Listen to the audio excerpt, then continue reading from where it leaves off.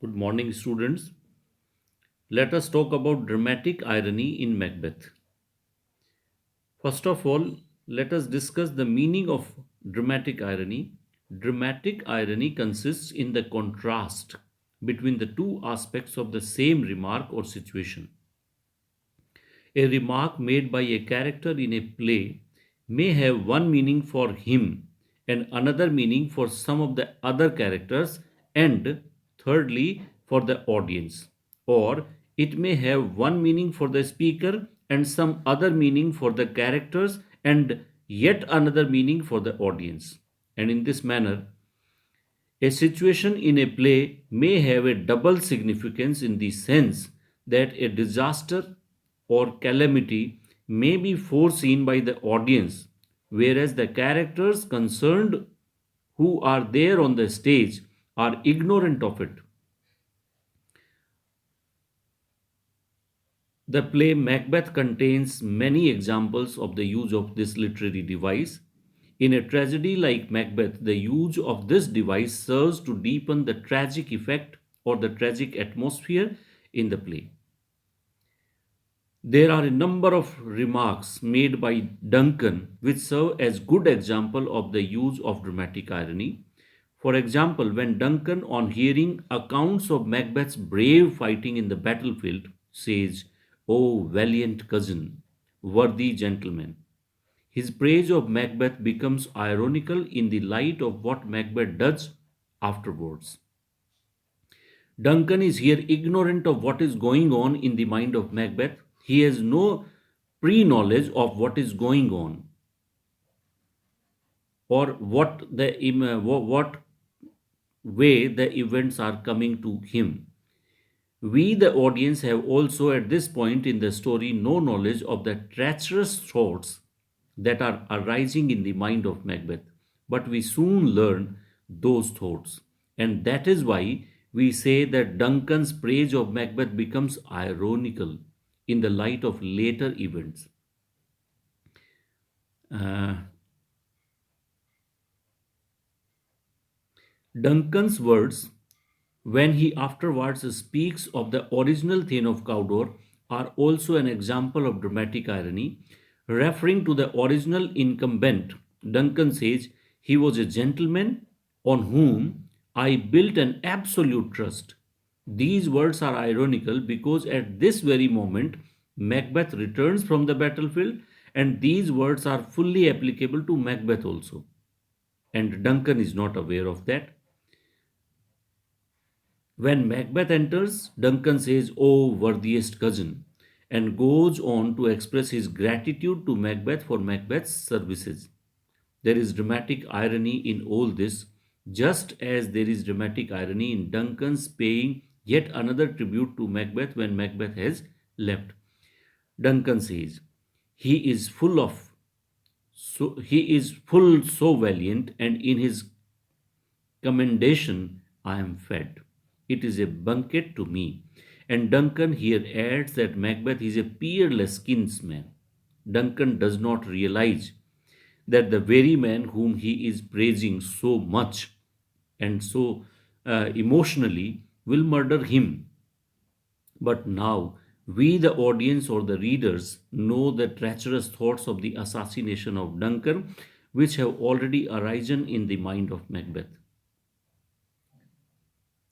And we move forward in the play. There are examples of dramatic irony in Lady Macbeth's reception of Duncan also. And when Duncan praises the castle on arising, it is also ironical. He describes the castle as a pleasant place of residence where the air is smart and sweet. And Banquo joins Duncan in praising the wholesome air of the place. They do not realize that Duncan will meet his death at this place only. On seeing Lady Macbeth, Duncan pays a neat compliment to her, calling her our honored hostess, and she offers her hospitality to him like a loyal subject. Now, Duncan does not know that this very Lady Macbeth has already decided upon his death, but we are aware of her plan. as readers that she will indulge in the killing of Duncan. Here is a contrast. Duncan is ignorant of the reality behind the apparent situation, but we are aware of the reality, right? And there are dramatic irony, examples of dramatic irony in the speeches of Macbeth, and they are very many. The very first words uttered by Macbeth, so foul and fair a day I have not seen. And these words are an example because though these words startle us by reminding us of the words of the three witches in the opening scene when they say, fair is foul and foul is fair. Macbeth is perfectly ignorant of any particular significance in the words he uses, but for the reader, these words do have a certain significance insofar as they link the speaker with the witches who have already employed similar words and whom we know to be wicked creatures.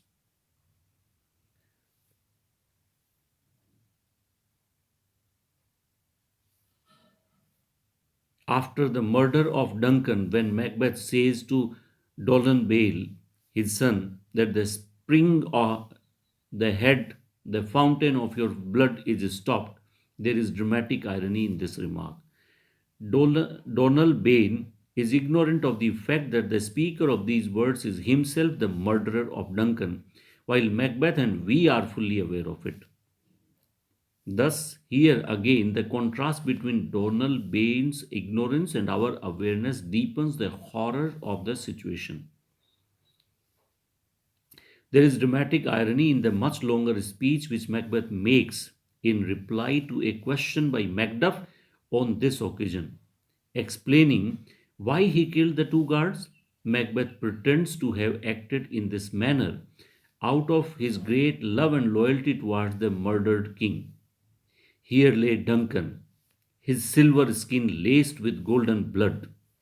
A little later, Macbeth says to all those who have gathered around him, let's briefly put on manly readiness and meet in the hall together. In all his speeches in this scene, there is dramatic irony because we know the truth while the guests are totally ignorant of it. Then there is dramatic irony in the manner in which Macbeth speaks to Banquo on the day of the royal banquet. Banquo, who is totally ignorant of Macbeth's real intentions, while we have some knowledge of them, we soon become aware of them from the soliloquy of Macbeth that follows immediately afterwards. And there is a dramatic irony in Macbeth's speech to his wife when he says that before the night has ended, there shall be done a deed of dreadful note. He does not tell Lady Macbeth what that deed will be, but we know it. We know that Banquo is going to be murdered.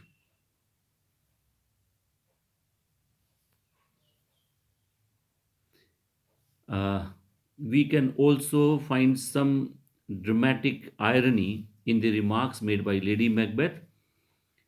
Uh,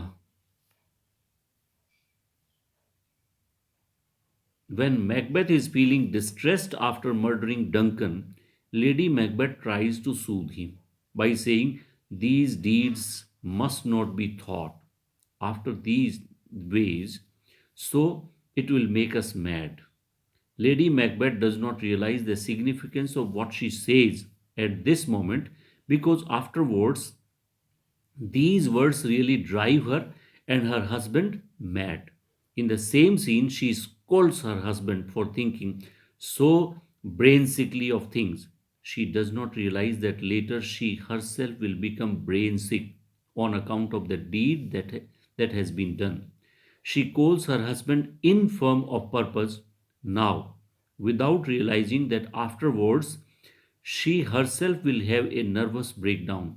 She tells him, now that a little water clears us of this deed, without realizing that afterwards she will have such a deep sense of guilt as to say, all the perfumes of Arabia will not sweeten this little hand. In this manner, we see there are a lot of dramatic irony in the play, and I think you have understood the situations and the words in which dramatic irony occur in the play. And I ask you to read the play in the light of dramatic irony also, so that a deeper meaning of the play can reveal to you reveal to your studies.